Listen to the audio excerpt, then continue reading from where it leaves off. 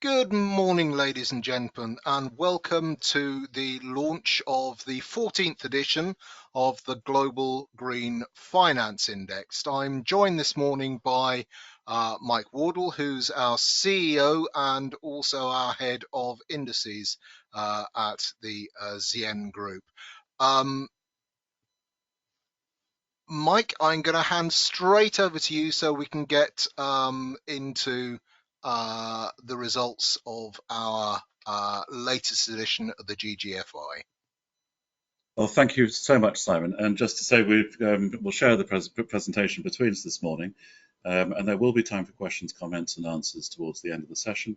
If you haven't used the GoToWebinar system before, the way that you can make a comment or put in a question is to find the questions tab on the dashboard on your screen and put your comments in writing. We will be taking those at the end, but you can put the comment in at any time. So if a thought strikes you, rather than losing that thought, please do make use of the questions tab. We're recording the session today, so if you want to go back and rewatch, or if you have friends or colleagues who might be interested, there'll be an opportunity for you to go and do that. The recording will be up on our website in around 24 hours' time. So without further ado, as Simon said, I'm Mike Wardle. I'm the Chief Executive Officer at Zien Group and the lead author on the Global Green Finance Index. So what is the index? We launched the index in 2018 to track the development of green finance in financial centres across the world. In GGFI 1 in 2018, we included 47 centres, and GGFI 14 includes 97 centres. So it shows really the growth of interest and activity in green finance over time. And the purpose of the index is to encourage financial centres to enhance the range and depth of their offering, to showcase best practice in green finance, and foster a race to the top. The GGFI is a factor assessment index. This means that we use two different data sets to develop the index. First of all, we run a questionnaire which asks people about the financial centres which they know and asks questions around the quality and depth of green finance in those centres. The second set of data is a set of instrumental factors, over 120 factors used in this edition of the index, which are quantitative data measures, which are used and assigned to each of the financial centres. And we use a machine learning algorithm to combine those into a single rating. Effectively, what we're doing is using the survey responses that we receive to weight the instrumental factors, the quantitative data. In terms of respondents, you'll see from this slide that we have a wide range of different sectors in finance represented in those who respond to the questionnaire, and a good range of people across different parts of the world. So we can be reasonably certain that we have good coverage.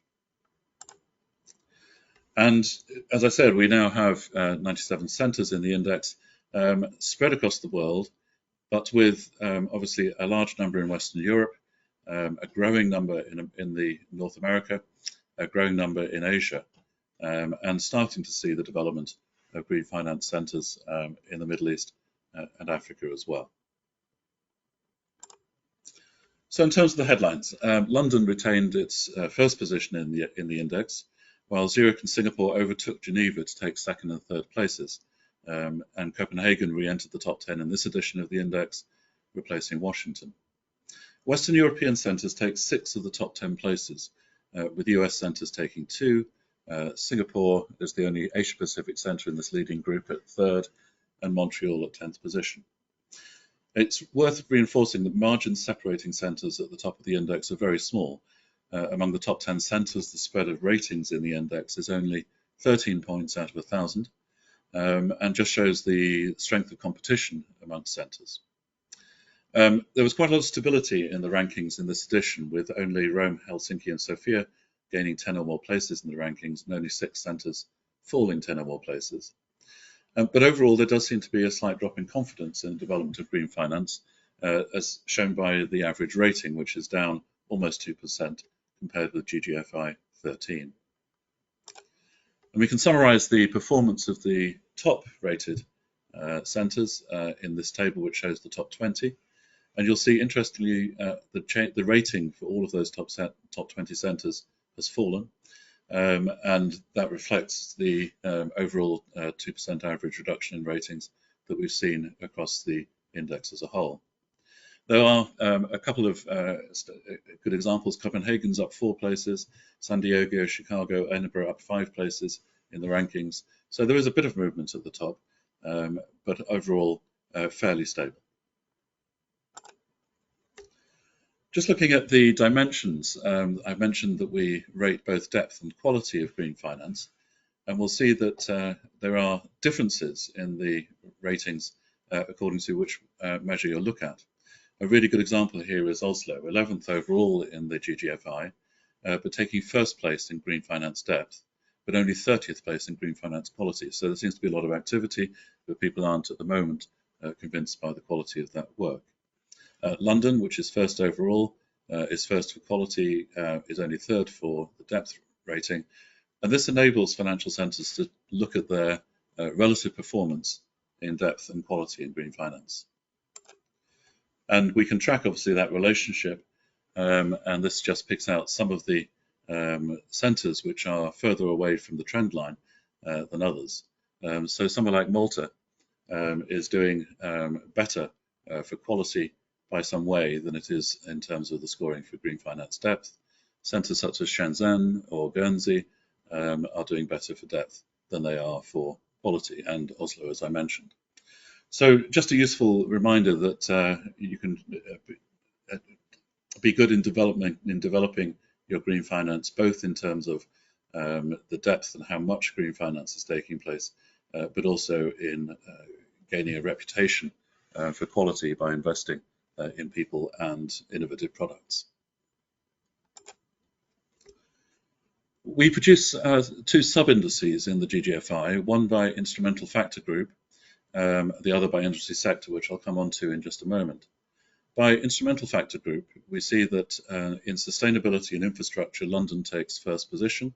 In Zurich, in business and human capital, Zurich takes first position. But most of the centres that are towards the top of the GGFI are strong across the whole range of the areas that we look at.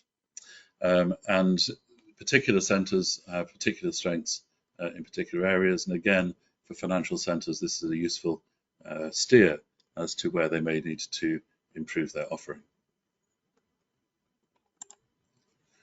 The other sub-indices we produce are ranked by industry sector, so we take just the survey responses from people working in individual sectors of green finance, and we then run the model again.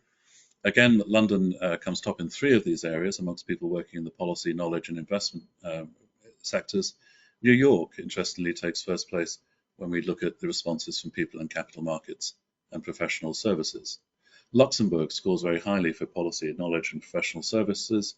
And again, this is a different way in which financial centres can track their performance by looking at which sectors of the finance community rate them higher or lower. A further analysis we do is taking people who directly work in green finance, who complete the survey, and running the model again. And this shows really the reputation of financial centres amongst people working in green finance in particular. For many of the centres at the top of the index, there's not a lot of difference. But there are centres such as Geneva, Los Angeles, Toronto, and San Francisco, who are rated reasonably lower by people working in green finance than they are by the generality of people working in finance. And that's maybe an indication of where individual centres' strengths lie. There are others, of course, that score higher when you take account of the views of people working in green finance, places like Copenhagen, Montreal, Washington, San Diego. So again, a useful piece of data for financial centres looking at their green finance performance. Looking at the regional position, first of all, the headlines in Western Europe.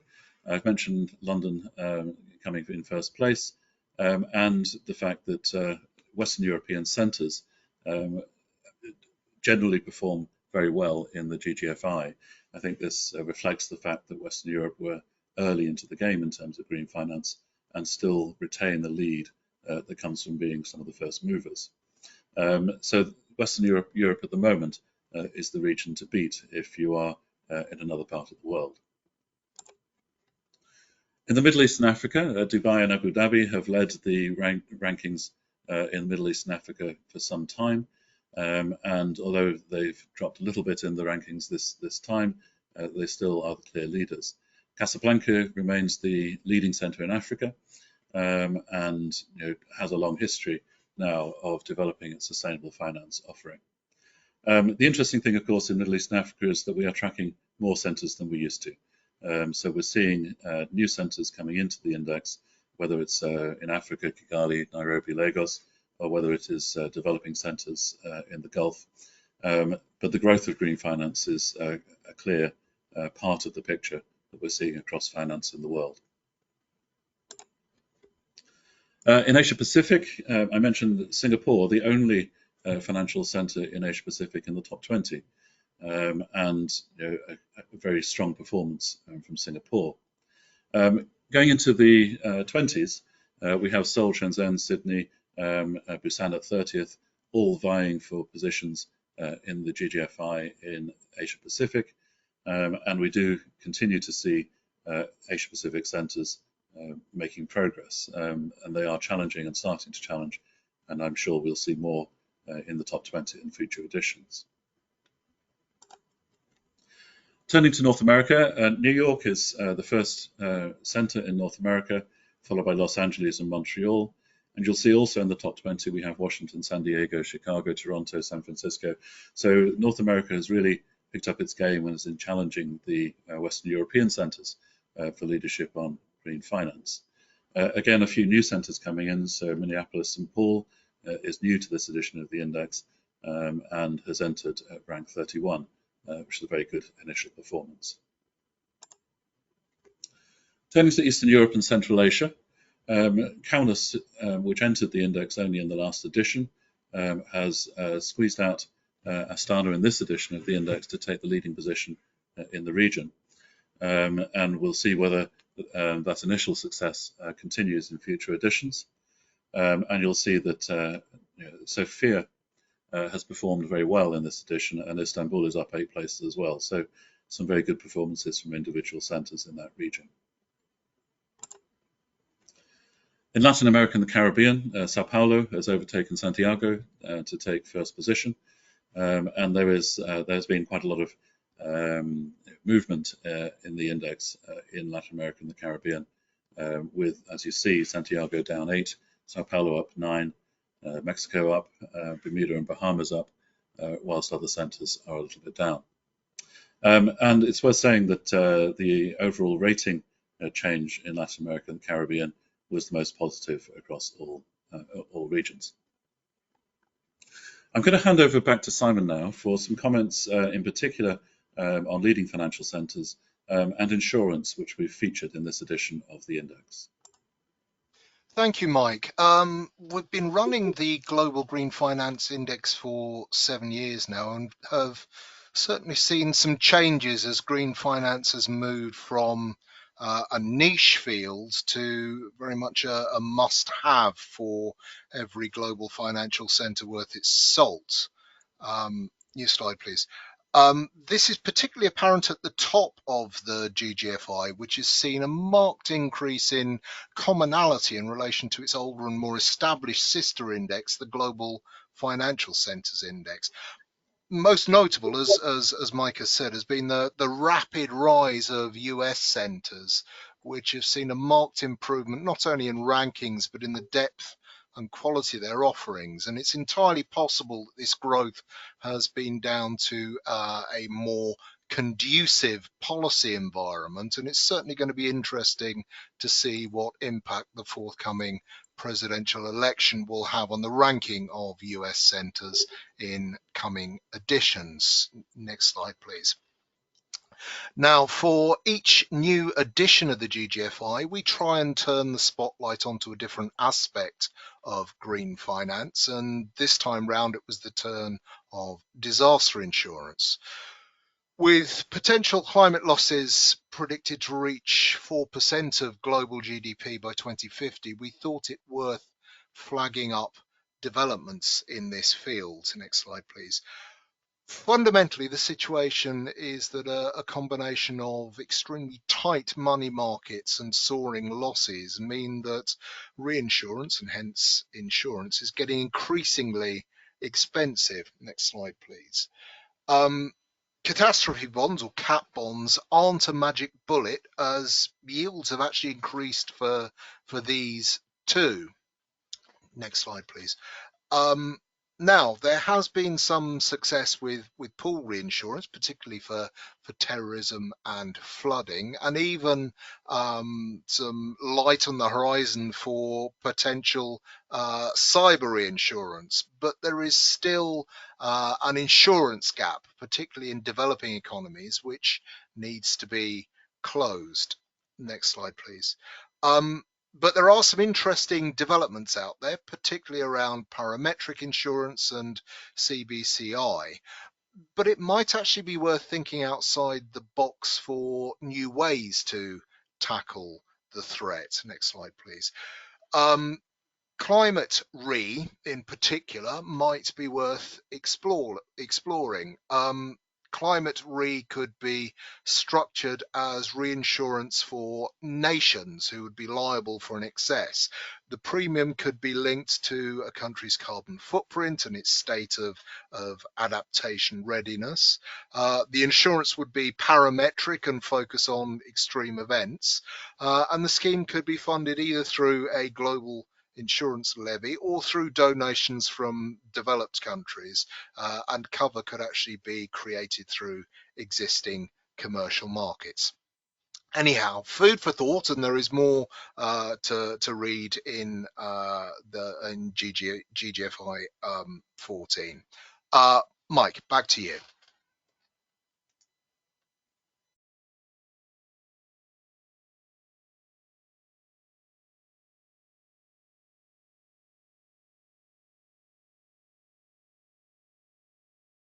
Mike, I think you might be muted.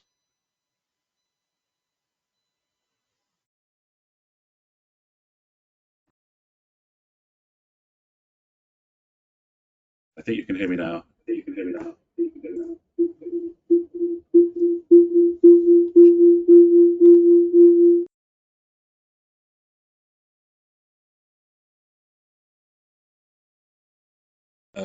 can hear me now. Is that right, Simon? Thank you. Sorry about that. Just a bit of technical difficulty there. But first of all, the message is that I think, can't stress enough the importance of policy at the moment in green finance. We asked the respondents to the GGFI survey which of the various aspects of green finance is having the major effect, what is driving green finance. And risk management frameworks, policy and regulatory frameworks, and international initiatives are listed as the leading drivers of green finance. This is one of the reasons I think that Western Europe has taken a lead, in that the European Union in particular, and now the UK following in, was very early into recognising that policy was needed in order to drive green finance.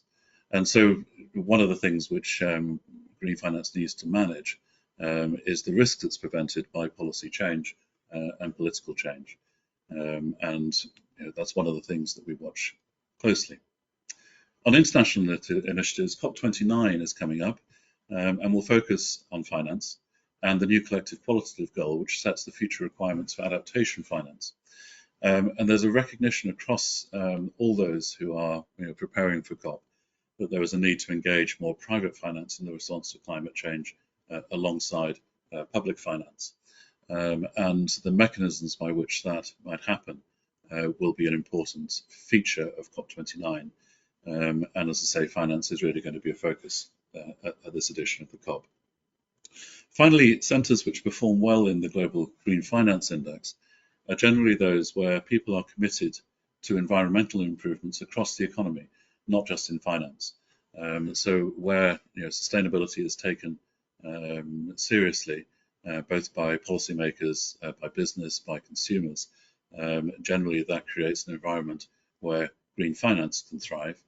The second factor, which seems to correlate very well with centres that perform well in the GGFI, is that they have a depth of sustainability skills. And again, not just financial skills, but sustainability skills across the economy. So for those centres who are looking to improve, a focus on building out into the general economy and building skills, I think might be the answer.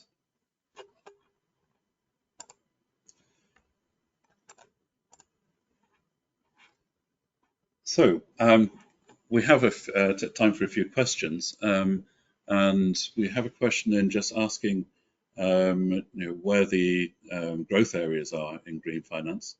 I've mentioned already, I think, Asia Pacific, where we've seen improvement in the GGFI for Asia Pacific centres, and there's no doubt that they are continuing to make progress. So watching that very closely. But the other places we're looking at are the Gulf and the Middle East and Africa, where we do see centres making progress and making policy commitments to improvement in green finance, and really provide, those are the two places I think where the challenge is going to come, both to Western Europe and to North America. Simon, we've got a question in just on the insurance part. Just wondering whether you could explain, what a pool insurance system is, what it does, how it works. Well, I can give you a very basic overview. When it's the whole idea of pool insurance came together in the wake of the Bishopsgate bomb in 1992, which was the most expensive terrorist attack on the UK mainland, resulting in somewhere in the region of nearly £2 billion worth of losses. Now, these kind of losses from single events can cripple the insurance sector, driving insurers into liquidation and failing to actually pay out for the people who've got cover. So what pool insurance does is it ensures that regardless of the size of losses, insurance cover will be provided. So it provides a backstop, and insurers pay into these pool schemes to ensure that they have coverage. It's also a way of ensuring that reinsurance is not too expensive for insurance companies. Now, I've mentioned terrorism. There is something similar for flooding in the UK. I believe the current Lord Mayor is looking at establishing a cyber pool re as well. And certainly it's something that I believe could be looked at for the increasing level of losses related to climate change. Thank you very much. Got a question around sort of financial instruments and where things are going, and I think what the developments are which we're tracking. And there's two things I think that we're really interested in. One is carbon trading and the usefulness of carbon markets in pricing carbon, and around 24% of global greenhouse gas emissions are currently covered by emissions trading schemes across the world, both obviously in Europe and the UK, but also significantly since 2021 in China. But there are therefore 76% of emissions that are not covered by emissions trading schemes, partly because not all emissions are currently captured by the existing emissions trading schemes, partly because there are some very big economies and very big emitters, such as India and the US, who don't currently operate carbon markets. But we think the idea of being able to price carbon and trade carbon credits is a really powerful way of potentially shifting carbon away from the real economy. So we're watching that space very carefully, and want to see the development of carbon markets, because we think it'll work in terms of putting pressure on emitters to reduce their emissions more quickly than has been the case before. The second big thing we're interested in is policy-related performance bonds, and particularly sustainability and climate-linked bonds. These can be issued either at corporate level or in a small number of circumstances have been issued as sovereign sustainability-linked debt, both in Chile and Uruguay. The idea of these bonds is that you, as a bond issuer, commit to meeting certain targets, whether that's emissions reduction or some other sustainability target, have an independent verification of progress towards that target. And if you meet the target, all well and good, the standard coupon is applied for investors. If you, however, miss your target, there's a step-up clause, which means that investors receive bonus payments. And this is a way to ensure that pressure is kept on the decision makers involved to continue meeting their reductions targets. So we're tracking both of those very much as very interesting and potentially important instruments used in the I world. do believe it's going to be extremely important going forward, Mike. Certainly, it appears to have been very successful in the Latin American countries, which you've mentioned. But I believe that a number of African nations are now beginning to look at how sovereign sustainability-linked bonds can meet their needs. Thank you. A question for you, Simon. John Taylor's asked whether there are, as far as we know, any legal impediments globally that would limit climate insurance products. Are there regulatory or legal limits? Well, the short answer is yes. There are all sorts of barriers to international trade, and different nations have different regulations. Certainly within the UK, with the way that our insurance markets are structured, certainly lends itself to these pool re vehicles. In certain European countries and certainly in the United States, it is the state which is the insurer of last resort. I know that within California, for example, climate-related impacts are becoming increasingly difficult to insure against with regards to wildfires, etc. So the state has had to step in. So yes, there are legal impediments globally, and by and large, these tend to be politically driven. Thank you for that. I've got a question about what is it that leads to improvement in green finance in financial centres.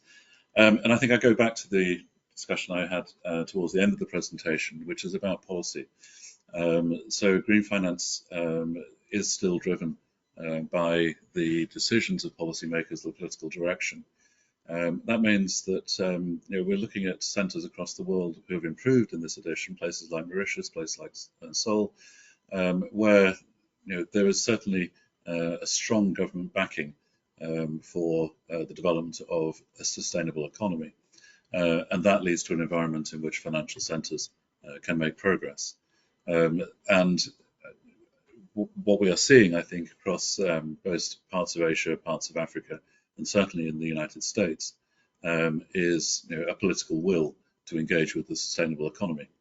That, of course, as Simon mentioned earlier, depends on the outcome of elections. There's a lot of elections have been held this year and will be held this year. And whether that political drive for sustainable economies continues is a matter of political choice and political will. But certainly having government action behind you allows financial centres to thrive in green finance. Absolutely, and I think it's also worth really stressing that the primary driver behind the growth of green finance is profit. Unless you're actually making money, it's not finance, it's charity, and people certainly are making money within the green finance sector. I think that there is evidence that funds which take ESG factors into account outperform those that don't.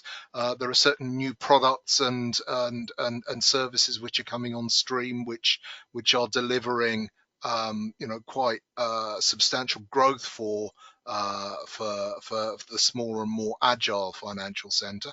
And as you know, Mike, we were launching a piece of research yesterday for an Asian client looking at Web3 and distributed finance products, and the incredible importance of stability and predictability in policy outcomes was very much underlined there. You cannot build a roadmap unless you know what the final destination is going to be, and certainly within Europe, the benefits of being within the EU for green finance in that particular economy are writ large.